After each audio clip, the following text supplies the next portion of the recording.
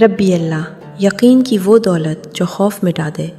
جن لوگوں نے دل کی گہرائیوں سے کہہ دیا ہمارا رب اللہ ہے، پھر اس پر ثابت قدم ہو گئے، ان پر آسمانوں سے رحمت کے فرشتے اترتے ہیں اور کہتے ہیں نہ خوف کرو نہ غمگین ہو، اور اس جنت کی خوشخبری لو جس کا تم سے وعدہ کیا گیا تھا۔ قرآن۔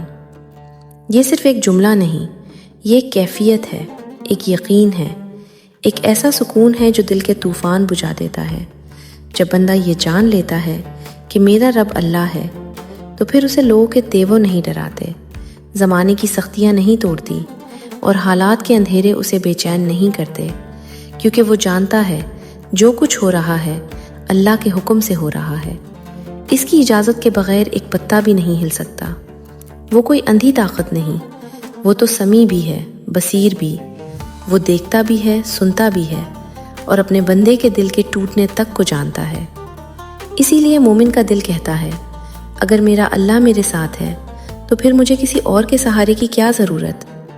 دنیا کے لوگ اسی سے ڈرتے ہیں جسے وہ طاقتور سمجھتے ہیں۔ کوئی افسر سے ڈرتا ہے، کوئی مالدار سے، کوئی دشمن سے، اور کوئی مستقبل سے۔ لیکن جس دل میں یہ یقین اتر جائے کہ اللہ میرا ولی ہے، میرا محافظ ہے، میرا مددگار ہے، پھر اس کے دل سے خوف کے بت ٹوٹ جاتے ہیں۔ قرآن میں اللہ فرماتا ہے اللہ ولی الذین آمنوا، اللہ ایمان والوں کا دوست ہے۔ سوچو، جس کا دوست رب العالمین ہو اسے دنیا کیا نقصان پہنچائے گی؟ محمد نے فرمایا اگر ساری دنیا مل کر تمہیں نقصان پہنچانا چاہے تو نہیں پہنچا سکتی، مگر وہی جو اللہ نے لکھ دیا ہو، اور اگر سب مل کر فائدہ دینا چاہے تو نہیں دے سکتے، مگر وہی جو اللہ نے مقدر کیا ہو۔ جامعہ ترمذی۔ یہ حدیث صرف سننے کے لیے نہیں، یہ دل میں اتارنے کے لیے ہے۔ آج انسان کیوں جھکتا ہے؟ کیوں خوشامد کرتا ہے؟ کیوں لوگوں کے سامنے اپنی عزت نفس قربان کرتا ہے؟ صرف اس لیے کہ اسے گمان ہے یہ میرا رزق روک سکتا ہے، یہ میرا نقصان کر سکتا ہے، یہ میرا کام بنا سکتا ہے۔ حالانکہ حقیقت یہ ہے نہ نفع کسی کے ہاتھ میں ہے، نہ نقصان کسی کے اختیار میں۔ اصل طاقت صرف اللہ کے پاس ہے۔ حضرت عبد القادر گیلانی نے فرمایا اے میرے بیٹے، اس حقیقت کو دل میں بٹھا لو کہ اس کائنات میں حقیقی مؤثر صرف اللہ ہے۔ آگ جلتی ہے مگر اللہ کے حکم سے، پانی ڈبوتا ہے مگر اللہ کے حکم سے، زہر مارتا ہے مگر اللہ کے حکم سے۔ اگر اللہ نہ چاہے تو آگ بھی ٹھنڈی ہو جاتی ہے، سمندر بھی راستہ دے دیتا ہے، اور ناممکن بھی ممکن بن جاتا ہے۔ ذرا سوچو، سامنے سمندر ہو، پیچھے فرعون کا لشکر ہو، اور ہر طرف موت نظر آ رہی ہو۔ ایسے وقت میں حضرت موسیٰ نے کیا فرمایا؟ کلا انما معی ربی سیہدین، ہرگز نہیں، میرا رب میرے ساتھ ہے، وہ راستہ نکال دے گا۔ یہ ہے ایمان۔ راستہ نظر نہ آئے پھر بھی اللہ پر یقین باقی رہے۔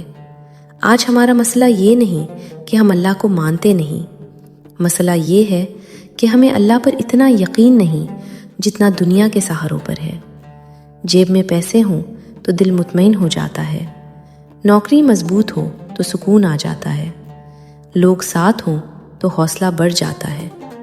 لیکن مومن وہ ہے جو وسائل ختم ہونے کے بعد بھی کہے حسبی اللہ، میرے لیے اللہ کافی ہے۔ محمد نے فرمایا تم اللہ کو پہچانو خوشحالی میں، اللہ تمہیں پہچانے گا سختی میں۔ اور ایک اور حدیث میں فرمایا جان لو اگر پوری امت جمع ہو جائے کہ تمہیں کوئی فائدہ پہنچائے تو وہ صرف اتنا ہی فائدہ دے سکتی ہے جتنا اللہ نے تمہارے لیے لکھ دیا ہے۔ لہٰذا اے دل، لوگوں سے نہیں اللہ سے امید رکھ، دروازوں سے نہیں در خدا سے مانگ۔ دنیا کے سہارے ٹوٹ جاتے ہیں مگر اللہ کا سہارا کبھی نہیں ٹوٹتا۔ جب یقین کامل ہو جائے کہ وہ میرے ساتھ ہے، تب خوف سکون میں بدل جاتا ہے، آنسو دعا بن جاتے ہیں، اور اندھیری راتیں بھی امید کی روشنی دینے لگتی ہیں۔ اللہ ہمیں وہ ایمان عطا فرمائے جو حضرت موسیٰ علیہ السلام کو سمندر کے کنارے تھا، جو صحابہ رضی اللہ عنہم کو میدان بدر میں تھا، اور جو ہر سچے مومن کے دل کی اصل دولت ہے۔ آمین یا رب العالمین۔